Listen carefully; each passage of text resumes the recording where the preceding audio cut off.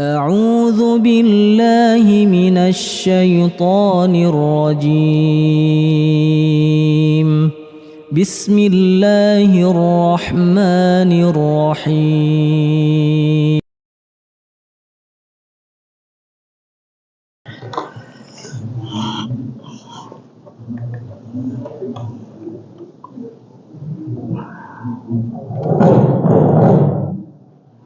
Bismillahirrahmanirrahim. Assalamualaikum warahmatullahi wabarakatuh. Alhamdulillahi rabbil alamin wa bihi nasta'in ala umuri dunya waddin wassalatu wassalamu ala al-mab'uthi rahmatan lil alamin nabiyina Muhammad wa ala alihi wa sahbihi wa man tabi'ahum bi ihsan ila yaumiddin.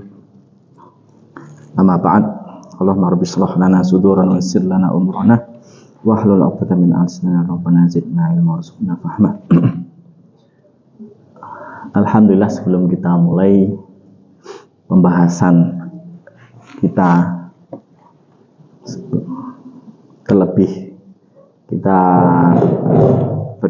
informasikan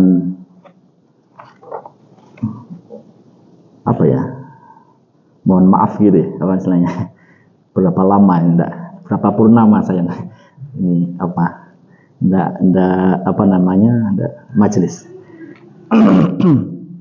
Ya, terus terang memang berapa lama Ustaz? 3 bulan, kira-kira 3 bulan waktu yang harus saya kunci untuk mengubah identitas baru gitu seperti. Jadi saya kemarin memang mau nggak mau harus segera selesai tanggungan kuliah saya, nulis disertasi itu. Kalau saya sambil nanti tambah lama ya. Saya tidak bisa fokus. Akhirnya saya beristihad untuk sudah saya tinggalkan semua aktivitas, hanya nulis tok dan bimbingan. Ibarat mode kepompong ya.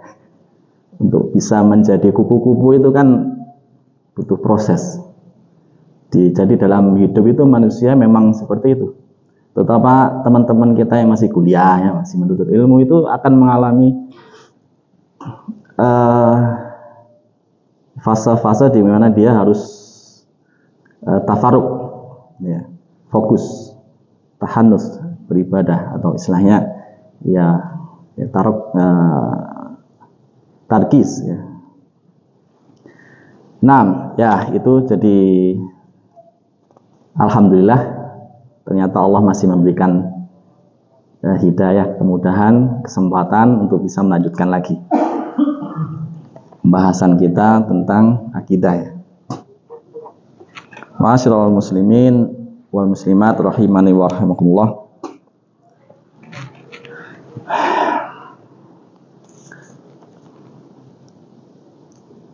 Ya alhamdulillah ternyata berhasil, ya lulus, tinggal nunggu wisuda.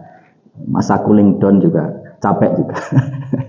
Ya seperti itulah kira-kira hidup manusia itu memang harus dilalui dan harus.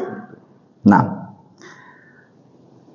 kemarin kita sudah membahas bait yang ke-15 dan 16 ya di kitab Syarah Manzumah Al-Ha'iyah Aqidah Ahlussunnah wal Jamaah yang ditulis oleh Imam Abu Bakar Abdullah ibn Abi Dawud rahimahullah ta'ala, yang disyarah oleh guru dari guru kita Prof. Dr. Shalih Fauzan hafizahullah ta'ala. Fadlus sahabah wa tafaduluhum wa muhabbatuhum.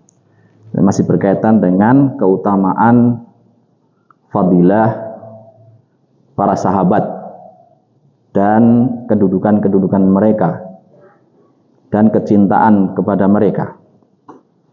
Dan kita sudah membahas di bait ke-15 itu,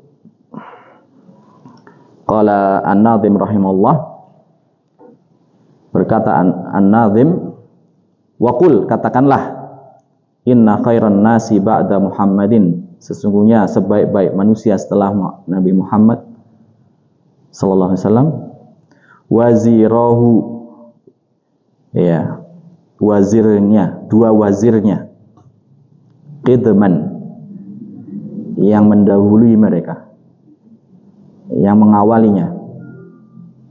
Wazirahu ini mengisyaratkan kepada penolongnya. Wazir ay mu'in, penolong, pembantu, penasehat. Dua wazirnya siapa? Abu Bakar dan Umar radhiyallahu ta'ala anhumah. Tsumma Utsman, kemudian Utsman ibn Affan, al-arjahu, yang rajih. Nah, ini mengisyaratkan ada khilaf setelah itu. Kemudian bait yang ke-16, wa rabi'uhum, dan yang keempat setelah Abu Bakar, Umar, kemudian Utsman. Yang keempat, wa rabi'uhum khairul bariyah, ya, sebaik-baik penciptaan, sebaik-baik makhluk. Setelah mereka ba'dahum Aliyun, Ali ibn Abi Thalib radhiyallahu anhu, haliful khair, ay sahibul khair, pemilik kebaikan. Wabil khairi munjihu, dengan kebaikannya mendapatkan kemenangan dan kesuksesan. Kemudian kita sudah membahas tentang bagaimana dalam ayat surat At-Taubah ayat 100, wasabiqunal awwalun minal muhajirin wal ansar walladzina tabauhum bi ihsan radhiyallahu anhum wa radu'an wa a'adda lahum jannatin tajri tahtaha al-anharu khalidina fiha abada dzalikal fawzul azim. Mengisyaratkan dalam ayat ini bahwasanya mereka orang-orang yang telah as-sabiqun, yang para pelopor keimanan, ya, orang-orang yang telah mendahului kita dari keimanan pada Allah dan Rasulnya dari kalangan muhajirin dan ansor. Ada dua tipologi as-sabiqunal awwalun, mereka para sahabat itu ada dibagi menjadi dua. Di situ disebutkan ada tipikal muhajirin, itu orang-orang yang berjuang, berhijrah jalan Allah, kesulitan, ya, ada kesulitan dalam hijrah. Kemudian sisi yang lain ada tipe al-ansor, yaitu orang yang menolong. Ini mengisyaratkan apa di sini? Ada at-ta'awun, saling melengkapi, saling menolong. Jadi kaum muslimin itu tidak hidup sendiri. Ada di sana orang-orang yang membutuhkan bantuan. Ya, seperti kita lah, mungkin ini perumahan, ada pendatang seperti itu, ya. Dan ada penduduk lokal. Ya, penduduk lokal, mereka lah orang-orang al-ansor. Seperti itu kira-kira. Ya, ada pendatang al-muhajirin, termasuk orang-orang musafir, para penuntut ilmu yang datang, itu juga termasuk orang-orang yang berhijrah di jalan Allah secara umum, ya. Tapi ini membahas khusus tentang para sahabat dan orang-orang yang mengikuti mereka dengan baik, ya, polanya, mengikuti polanya, mengikuti akhlak mereka, ya, saling tolong menolong. Radhiyallahu anhum wa radu an. Allah ridha kepada mereka dan mereka pun ridha kepada Allah. Dan Allah memberikan balasan surga yang mengalir di bawahnya sungai-sungai, mereka kekal di dalamnya selamanya. Dzalikal fawzul azim, dan inilah kemenangan yang besar. Ya, di sini ada mengisyaratkan ridha, menerima takdir Allah. Kemudian juga telah disebutkan keutamaan mereka orang-orang muhajirin wal ansor, ya.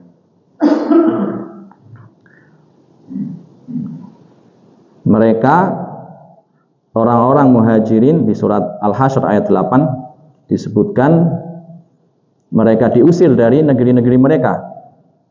Ya, mereka meninggalkan harta-harta mereka, rumah-rumah mereka. Demi apa? Yabtaghuna fadlan minallah wa ridwana. Mencari fadilah dari Allah, karunia dari Allah dan ridhonya. Ya, ini tadi ridho atau menerima takdir Allah, mencari apa tadi? Ridho Allah. Dan di sisi yang lain, wa yansurunallah wa rasulah. Jadi niat mereka adalah mencari ridho Allah dan mencari karunia Allah. Artinya mereka yakin di bumi Allah yang luas itu terdapat karunia-karunianya. Dan yakin apa yang mereka tinggalkan karena Allah, yakin pasti Allah akan mengganti ya di belahan bumi yang lainnya. Dan mereka menolong Allah dan Rasulnya. Ya, mereka menolong Allah itu apa? Menegakkan syariatnya, hukum-hukumnya, ya, bertakwa kepada Allah, ya, menjalankan sunnah-sunnah Nabi-Nya alaihissalam. Ulaika humus shadiqun. Mereka lah orang-orang yang jujur. Ini jujur. Baru dikatakan orang yang jujur. Jadi orang yang jujur itu apa itu? Orang-orang yang niatnya mencari ridho Allah, bukan ridho manusia. Safarnya dia, perginya dia sebuah daerah karena memang niatnya lillahi ta'ala. Dia bekerja niatnya mencari fadlan minallah. Makanya ketika kita keluar dari masjid, doanya apa? Allahumma inni as'aluka min fadlik. Kalau masuk masjid rahmat, kalau keluar dari masjid artinya kita siap berikhtiar mencari ridha Allah dengan kita bekerja, apapun jenis pekerjaan kita, profesi kita, ya. Lillah. Dan senantiasa menolong Allah. Menolong Allah tadi apa? In tansurullaha yansurkum. Jadi hukum Allah itu kita harus melakukan dulu. Kita harus memulai dulu, kita harus berkorban dulu, kita harus ikhtiar dulu. Baru kita mengharap ihtisab kepada Allah. Bukan kita hanya berharap, berdoa tapi nggak ada ikhtiar. Ya, itu sama aja bukan tawakal yang benar. Itulah orang-orang yang jujur. Nah, kemudian humus shadiqun, mereka adalah orang-orang yang jujur. Allah melabeli mereka orang-orang muhajirin, al-ansar, ya, dengan sirahnya mereka. Itulah orang-orang yang jujur. Ini termasuk tazkiyah Allah kepada mereka, dan sekaligus menolak atau membantah orang-orang yang mencelakai atau mencela para sahabat.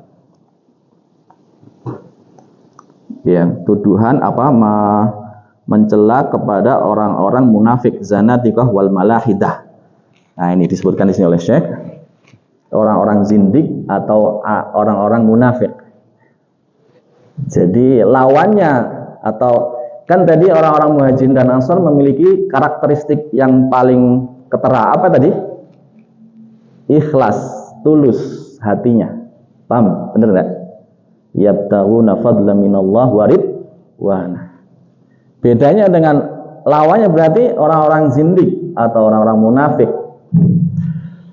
yang mereka tidak tulus hatinya. Terdapat khilaf, perbedaan antara ucapan dengan hati. Selalu seperti itu. Makanya tauhid, mengapa kita belajar akidah, tauhid? Karena dasarnya kita diajari oleh Allah apa? Mukhlishina lahuddin. Jadi agama itu basicnya ikhlas dalam beragama kepada Allah. Syirik, kenapa syirik itu bisa menjadi dosa besar? Karena dia beribadahnya karena apa? Manusia, mencari validasi. Itulah orang-orang zindik, orang-orang munafik. Ya. Mereka mengaku Islam, tapi mereka mencela para sahabat. Sahabat. Mungkin dikatakan kaum fundamentalis ya gitu kan, atau apapun gelar-gelar yang ditunjukkan kepada mereka. Ya, benar enggak? Kaum apa ya, terbelakang atau apa gitu. Benar ya. Jamaah yang dirahmati Allah Subhanahu wa taala. Kemudian ada beberapa karakteristik disebutkan oleh Syekh Hafizahullah di syarah dari bait itu yang masih dalam keutamaan mereka ya. Secara umum ada 4 karakteristik utama di surat Al-Hasyr ayat 9 dan ya, di surat Al-Hasyr ayat 9 bisa dibuka Qur'annya ya. Ya. Al-Hasyr ayat 9. Orang-orang yang beruntung, orang-orang yang sukses di sisi Allah dari view-nya agama. Yang pertama apa? Yuhibbuna man hajara ilaihim. Al-mahabbah. Jadi mereka benar-benar tulus dalam kecintaan. Ya. Orang-orang yang hijrah itu mereka benar-benar menolong dengan ketulusan, mahabbah, atas dasar kecintaan, bukan atas dasar apa? Transaksional istilahnya ya. Ada maunya ya. Kalau kamu udah tak bantu, masa kamu nggak ngasih aku apa gitu. Nah, kan gitu. Ya umumnya manusia kan kayak gitu. Benar enggak? Kemudian karakteristik kedua, wala yajiduna fi sudurihim hajah mimma utu. Mereka tidak mendapati dalam hati-hati mereka hajah, ya kemauan, kebutuhan atas apa-apa yang mereka beri. Mereka siapa? Orang-orang muhajirin ini. Mereka tidak butuh dengan orang-orang muhajir, artinya harta mereka atau jasa mereka atau timbal balik mereka. Justru malah wa yu'thiruna ala anfusihim walau kana bihim khassasah. Mereka justru melakukan ithar. Ithar ini paling tinggi dalam apa ya, pengorbanan. Jadi ada sisi pengorbanan meskipun dia butuh. Itu namanya ithar, lebih tinggi daripada empati. Kalau empati kan hanya tahu perasaan saudaranya, itu namanya empati. Saya berempati, saya tahu, saya iba. Tapi kalau ithar itu benar-benar dia ada dorongan jiwanya untuk menolong, ikhlas tadi. Meskipun khasasah, mereka butuh, rela membagi makanan yang ada di dapurnya, mungkin seperti itu. Rela membagi kamarnya untuk bisa di tempat istirahat bagi saudaranya. Rela membagi waktunya dan seterusnya dan seterusnya. Wa may yuqashuha nafsih, dan barang siapa yang dia menahan diri dari kekikiran ya jiwanya, faulaika humul muflihun, maka merekalah orang-orang, kata Allah, orang-orang yang sukses. Ini, ingat, ini adalah soft skill ya yang dimiliki oleh para sahabat, yang harusnya kita ambil poin-poinnya, kita terapkan dalam kehidupan kita dalam bermuamalah kepada saudaranya ya, gitu ya. Dan ini termasuk pujian Allah kepada mereka.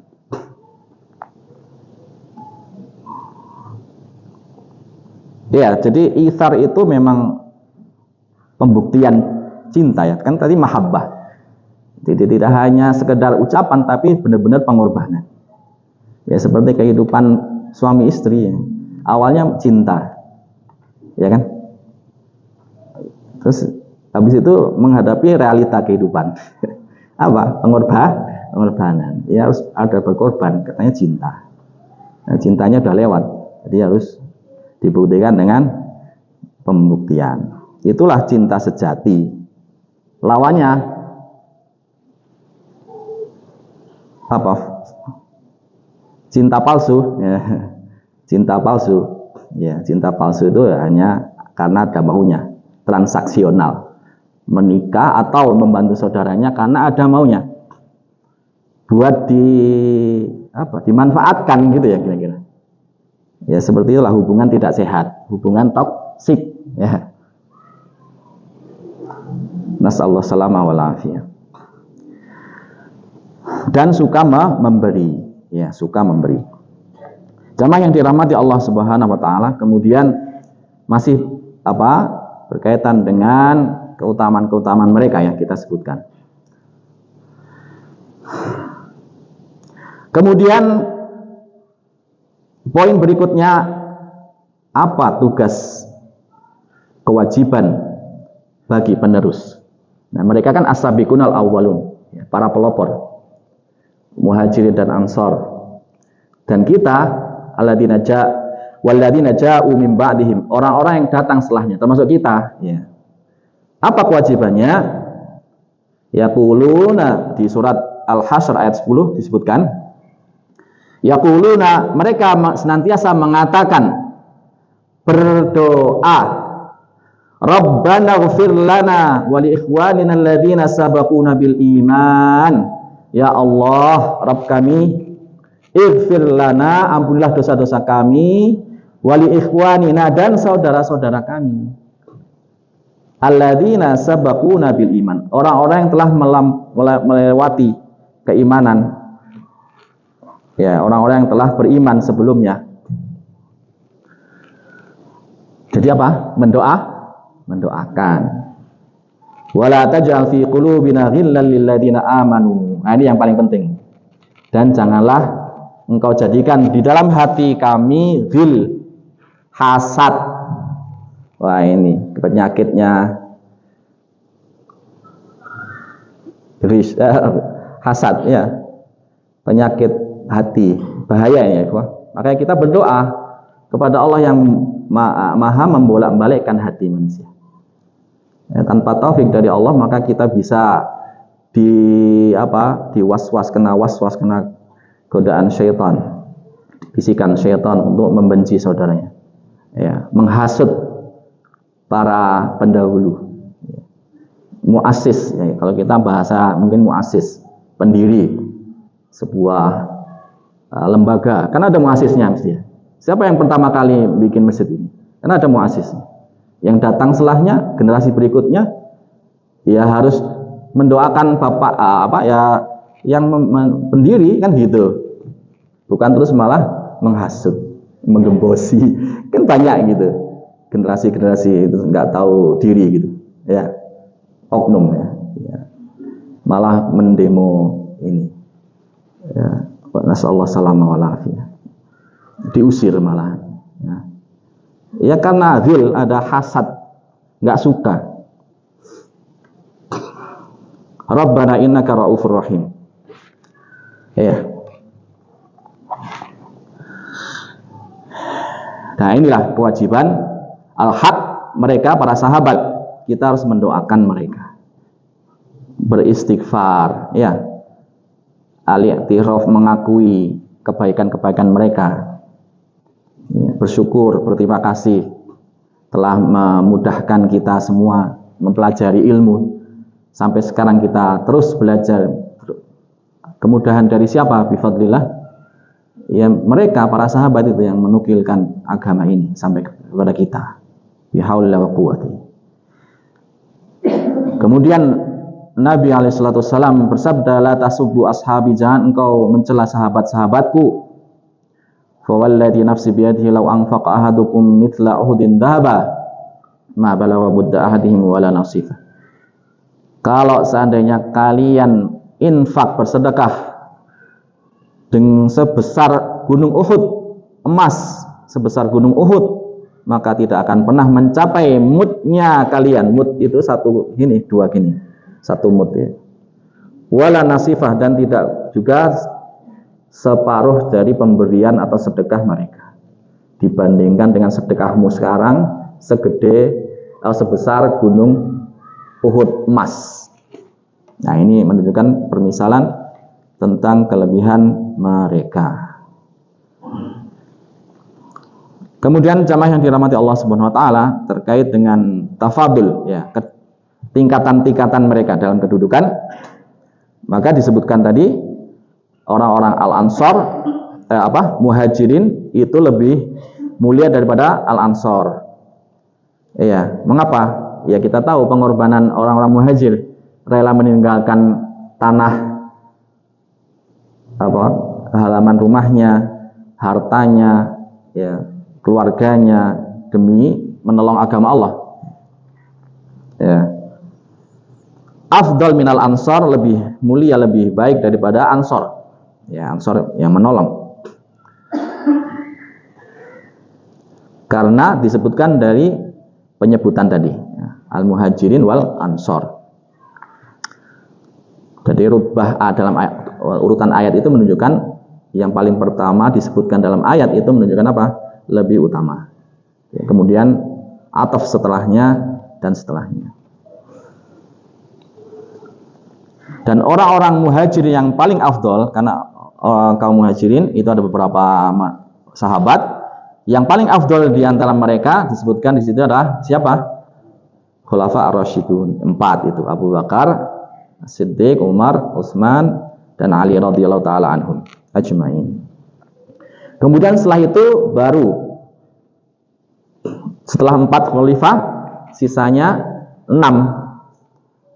Jadi semuanya 6 sahabat yang dijamin masuk surga. 6 tambah 4 berarti 10. Ya, 10 sahabat yang dijamin masuk surga. 4 itu khalifah dan 6 itu nanti akan kita bahas ya setelahnya. Kemudian setelah itu siapa yang lebih afdal adalah ahlu badar, orang-orang yang ikut perang Badar. Kemudian setelah itu orang-orang yang bersumpah atau mengikuti baiatur ridwan ya. Orang-orang yang membaiat Nabi SAW di bawah pohon. Kemudian setelah mereka adalah orang-orang yang masuk Islam sebelum Fathu Makkah. Iya, itu lebih mulia daripada orang-orang yang masuk Islam setelah Fathu Makkah. Meskipun disebutkan surat Al-Hadid ayat 10, wa kullu wa'adallahul husna. Semuanya Allah janjikan kepada mereka surga. Ya. Nah itu loh, dari situ aja kalau kita merenungkan bikin iri enggak? Kita udah generasi berapa? Bener, udah jauh sekali dari mereka. Bisa dibayangkan ya, semakin zaman kesini kan semakin tidak lebih baik. Itu kan sunatullah, memang sunatullah seperti itu. Kita harus menerima ya. Nah, tapi paling enggak kita berusaha semaksimal kita ya, mencontoh, meneladani, mengaplikasikan apa yang telah dijalankan oleh para sahabat. Nah, makanya tadi jangan hasad kepada mereka. Nah itulah hikmah Allah. Ya sudah, bersyukur alhamdulillah kita masih diberikan hidayah, taufik, sunnah, belajar, bisa duduk di majelis ilmu. Itu tidak banyak orang yang sadar diri untuk rela bermajelis ilmu, capek ya, meninggalkan tempat tidurnya hanya untuk duduk mendengarkan atau kajian, ikut kajian. Apalagi yang muda-muda ini ya, lebih berat lagi ya, lebih muda. Teman-teman kita yang masih muda-muda kayaknya muda-muda semua ya. Iya, insyaallah. Baik, barakallahu. Maka kita berharap kepada Allah barokah. Amin. Kemudian jamaah yang dirahmati Allah Subhanahu wa taala, tentunya disebutkan juga di sini posisinya para sahabat adalah wasithah, perantara yang menghubungkan antara Rasul sallallahu alaihi wasallam, termasuk mereka yang menjadi sebab sampainya hadis-hadis Rasul sallallahu alaihi wasallam kepada kita semua. Dan juga mereka orang-orang yang menjaga warisan agama. Jamaah yang dirahmati Allah Subhanahu wa taala, kemudian disebutkan mengapa musonif atau penulis di sini menjadikan kecintaan kepada sahabat, termasuk juga merinci kedudukan-kedudukan mereka, urutan-urutan mereka, masuk dalam pembahasan akidah. Nah ini alasannya sebagai bentuk penolakan atau bantahan kepada orang-orang atau firqah, ya, firqah sesat, ya, yang memusuhi Islam, yang mencela atau ingin menghancurkan Islam. Jadi mereka sengaja mencari celah cara bagaimana menghancurkan Islam. Maka kalau mereka langsung head to head, langsung menghancurkan Rasul secara frontal, apa yang terjadi? Nggak bisa, terlalu kuat, ya kan? Menghancurkan Al-Quran atau itu nggak bisa. Akhirnya mereka menghancurkan siapa? Sahabat. Ya, itulah rahasianya, ya. Mereka berusaha bagaimana menjadikan para sahabat itu ya macam-macam lah, ya. Nah, mereka kan hadis itu kan enggak yufidu subutnya, atau enggak la yufidul, apa itu bahasa itu, ya, enggak menjadikan yakin, menolak hadis-hadis tertentu, hadis-hadis ahad, menolak hadis-hadis, ya, enggak seperti Al-Quran. Jadi kita pegang Al-Quran aja, enggak usah pegang hadis. Ya, lagu-lagu seperti itu sering kita dengar dari musuh-musuh Islam. Ya. Jadi mereka menyimpulkan kalau sahabat itu hancur, umat sudah tidak mengenal siapa sahabat Rasul, itu sudah nggak akan dikenal agama itu seperti apa bentuknya, bagaimana aplikasinya, metodologinya. Ketika ada permasalahan-permasalahan itu seperti apa para sahabat, ya, tatbiknya, aplikasinya seperti apa, implementasinya seperti apa. Kan sahabat semua yang mengaplikasikan agama itu, benar enggak? Kalau mereka enggak dipelajari sirahnya, ya sudah, kita belajar kepada siapa? Orang-orang barat, ya, orang enggak beragama, menjadi rujukan akhirnya kan, orang-orang spiritualis, ya kan gitu, ya, orang-orang yang enggak punya agama, dasar agama. Ya, nasallahu salama wal afiyah. Nah, disitulah kena, ya. Maka kita wajib mengenal siapa sahabat. Jangan cuma ngaku saya bermanhaj salafi, tapi nggak tahu bagaimana salaf dalam berhubungan mengenal Rabbnya, bagaimana para salaf mengenal atau mempelajari agama Islam itu, bagaimana para salaf mengenal Allah, mengenal agama dan mengenal Rasulnya, ya. Kan seperti itu dipelajari semua, sirahnya semuanya ada, ya, hadis-hadis semuanya ada, mudawwanah. Alhamdulillah kutubus tis'ah sudah ada di lemari kita yang sudah mulai berjamur, berdebu, nggak disentuh. Al-Quran aja jarang disentuh, apalagi baca kutubus tis'ah, hadis-hadis. Bukhari Muslim memang sudah pernah baca dari awal sampai terakhir. Ya, itu makanya gitu challenge, ya, kita tantang kita tuh jauh. Iya, taunya cuma scrolling aja, ilmunya dari, ya Mas, dari FB, dari IG, dari TikTok, ya, itu akan kena manipulasi, mudah dimanipulasi, Mas. Jadinya ya itu yang lagi viral itu yang dikonsumsi masyarakat, ya. Jadi label masyarakat itu hanya sekedar labeling itu maksudnya, oh itu kiai, harus dihormati, oh itu ustadz harus, oh itu habib harus tanpa mengetahui esensi agama itu sendiri. Ya, mudah dimanipulasi akhirnya. Orang yang mengaku keturunan Nabi, ya, akhirnya melakukan tindakan asusila itu, yang viral itu, ya, tidak usah sebut nama, ya, merek. Ya, itulah akibatnya. Memang agama itu hanya label itu apa, ya, KTP yang dohil saja, cap aja. Sekarang viral dokter apa itu, ya kan, profesor. Kok profesor kayak gitu ya, kok dokter kayak gitu ya? Ya, itulah karena memang didikan, ya, algoritma itu, media sosial itu ya gitu loh. Jadinya banyak mengkonsumsi sampah daripada mengkonsumsi hadis-hadis sirah Quran. Ya, baca Quran aja sudah lupa, Ramadan aja kita baca Quran, ya. Nasallahu salama wal afiyah, ya. Ya, enggak apa-apa, kita saling menasihati, ya. Quran kita baca, Ramadan alhamdulillah semangat, setelah itu oh ya lupa, udah berapa hari nggak baca Quran. Dari situ aja udah muskilah.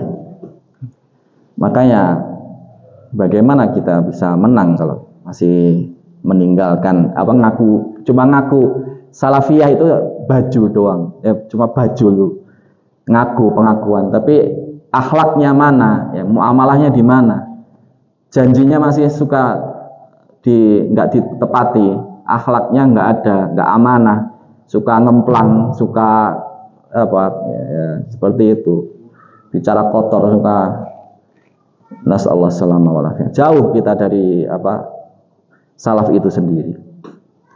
Nggak usah menilai teman-teman kita, tetangga kita nilai diri kita sendiri. Sejauh mana kita dengan ajaran salaf itu. Baik, jamaah yang dirahmati Allah Subhanahu wa taala. Oh ya, kemarin ini baru sampai sini, terakhir ini. Ada al-mu'adun li sahabat. Ada 3 musuh disebutkan di situ. Taifah, ada 3 kelompok yang bermasalah dalam keyakinan sahabat. Disebutkan oleh mu'alif rahimahullah. Yang pertama siapa? Rafidah. Ya, Rafidah itu sempalannya Syiah. Syiah yang paling ekstrim itu Rafidah. Jadi Syiah itu ada macam-macam ya. Ada Syiah Imamiyah, ada Syiah Ja'fariyah, ada lain sebagainya. Yang paling errornya Rafidah ini. Termasuk Imamiyah yang meyakini Imam 12 itu. Ya dan lain sebagainya. Yang kedua adalah Khawarij. Dan yang ketiga An-Nasibah. Ya, disebutkan sih yang paling jelek di antara 3 kelompok itu, kelompok sesat itu adalah Ar-Rafidah. Yang pertama jamaah yang dirahmati Allah Subhanahu wa taala, kita belajar ini ya, pola-polanya itu ya. Kita bukan terus kita belajar ini terus kita langsung melabeli orang. Wah ini Rafidah, oh ini yang jangan. Kita untuk belajar ini kita dulu sendiri. Ya. Semangat terus melabeli orang lagi. Baik. Orang-orang Khawarij, sifat mereka apa? Karakteristik mereka bagaimana terhadap hak sahabat? Mereka at-tasyaddud ekstrim wal ghulu fiddin. Ya, ghulu itu apa? Ekstrim, berlebihan dalam agama. Ya. Meskipun mereka nggak ada niatan untuk mencela Islam, mereka niatnya baik, menegakkan Islam, tapi dengan cara yang salah. Caranya salah. Menegakkan Islamnya terlalu ekstrim. Paham ya? Di sini dulu ya poinnya ya. Mereka melampaui batas tasyaddud, ya, keras dalam pelaksanaan agama. Ya, termasuk mungkin secara zahir harus seperti itu. Ya.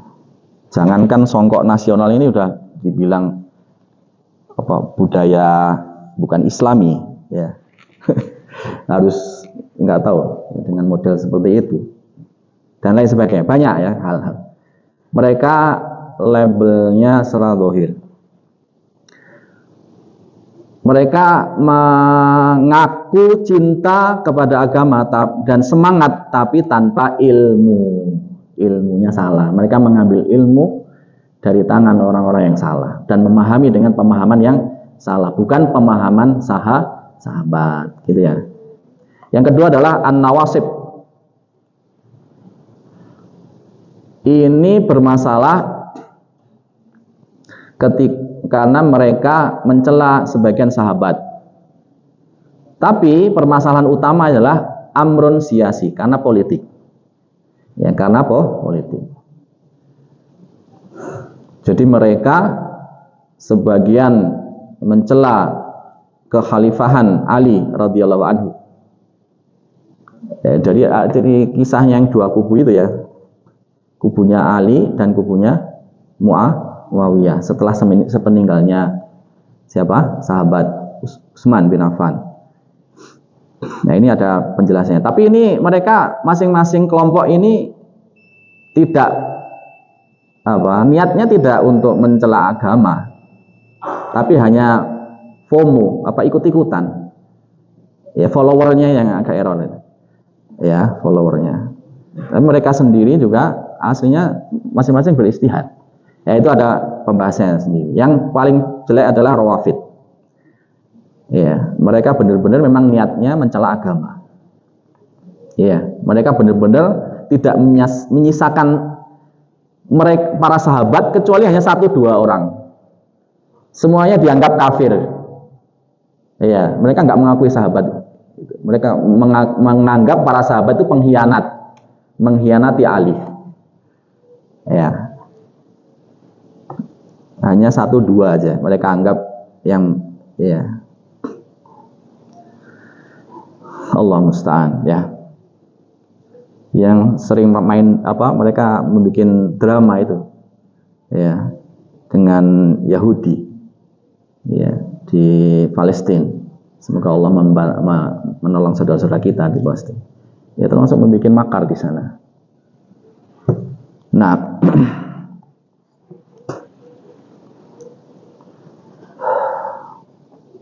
jemaah yang dirahmati Allah Subhanahu wa taala,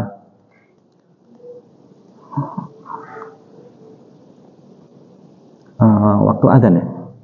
Bisa adzan dulu.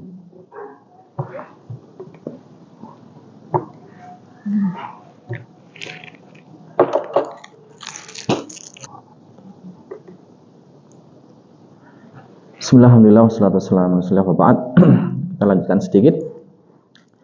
Kemudian setelah itu penjelasan tentang afdalul khulafa. Siapa yang paling afdal dari kekhalifahan yang 4 itu. Maka para ulama menjelaskan bahwasanya Abu Bakar, Umar, mereka berdua secara ijma itu afdal khulafa. Khalifah paling afdal, paling baik, paling mulia. Kemudian terjadi perselisihan. Siapa? Ali dan Utsman. Siapa yang paling afdal? Maka ada kaum yang mendahulukan Utsman dan ada kaum yang mendahulukan Ali dulu. Dan kaum yang lain itu tawakuf dalam urusan mana yang paling afdal. Tawakuf itu diam. Maka jamaah yang dirahmati Allah Subhanahu wa taala disebutkan di sini, kalau tartibnya secara khilafah, maka secara ijma sebagaimana dinukil oleh Syekhul Islam Ibnu Taimiyah rahimahullah dalam Aqidah Al-Wasithiyah, itu sudah menjadi kesepakatan ulama. Abu Bakar, Umar, Utsman, baru Ali, itu khalifah. Ya.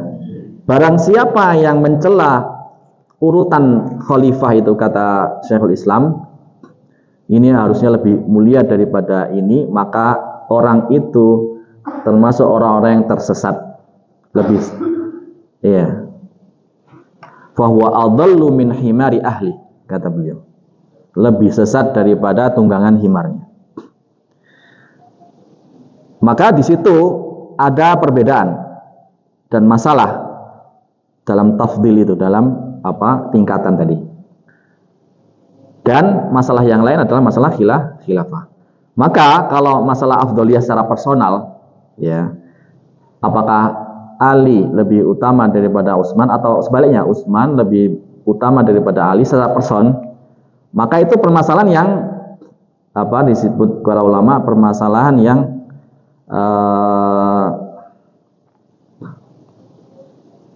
masalah yang ringan gitu ya, masalah yang ringan. Meskipun kata beliau rahimahullah, al-afdal tetap as-sahih adalah Utsman afdal. Ya, ini secara personal. Ya. Jadi ya wajar ada orang yang menganggap Ali karena beliau gini. Ada yang menganggap Utsman gini. Nah, itu penjelasannya nanti di kesempatan berikutnya insyaallah. Ya, maka yang sahih kata ulama Utsman lebih afdal. Nah, untuk afdoliyah, keutamaan dari mereka masing-masing para khalifah akan kita bahas. Ya, akan kita bahas di pertemuan selanjutnya. Mengapa Abu Bakar dulu, lebih dulu? Mengapa baru Umar? Mengapa disebut Umar Al-Faruq, ya, dan lain sebagainya. Ada julukan-julukan. Mengapa Abu Bakar kok As-Siddiq? Mengapa kok As-Siddiq? Nah, itu hal-hal seperti itu yang ingin kita bahas. Dari situ akan insya Allah faedahnya apa? Benar-benar kita ta'zim kepada mereka. As-sabiqunal awwaluna, benar-benar apa, dalam hati. Jadi nggak hanya sekedar tahu mereka khalifah, sudah selesai. Tanpa tahu benar-benar bagaimana Allah memujinya, bagaimana mereka menghadapi tantangan hidup, bagaimana mereka membersamai dakwah sahabatnya Rasul SAW, ya, seperti itu. Jadi kita meresapi betul, ya, mengambil pola-pola akhlak mereka, dan sehingga kita minta kepada Allah taufik untuk bisa meneladani akhlak-akhlak mereka.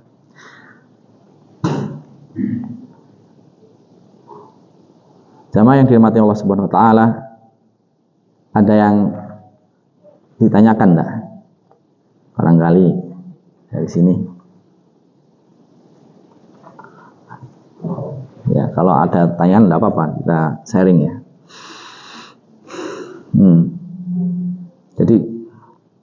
Jadi untuk perkara tentang personal itu amrun sahlun, kata beliau. Tapi kalau ada kelompok manusia yang mempermasalahkan kedudukan khalifah tadi, ini jelas kesesatan yang nyata. Hati-hati, karena dibalik ketidaksetujuan kedudukan khalifah itu ada hal-hal yang besar di belakangnya. Ada niatan jahat, paham ya, situ ya. Dan udah diwanti-wanti sama ulama. Ini ada pemahaman atau kesalahan berpikir yang sangat fatal kalau seandainya sampai ada yang menganggap harusnya Khalifah Ali dulu daripada Utsman, kan Ali gini-gini. Ya, kalau Utsman kan bukan ini Ahlul Bait. Nah, ini nanti bahaya itu, ya. Tapi ya, taib, karena udah ijma. Taib, barakallahu fikum. Kita cukupkan sampai sini. Semoga apa yang kita pelajari bersama menjadi keberkahan buat kita bersama, dan semoga Allah memberikan taufik untuk bisa kita bisa sama-sama menjalankan, meneladani akhlak mulia para sahabat, orang-orang muhajirin dan ansor, dan para khalifah. Wabillahi taufik. Wassalamualaikum ala Nabi Muhammad subhanahu wa bihamdik asyhadu an la ilaha illa anta astaghfiruka wa atubu ilaik. Assalamualaikum warahmatullahi wabarakatuh.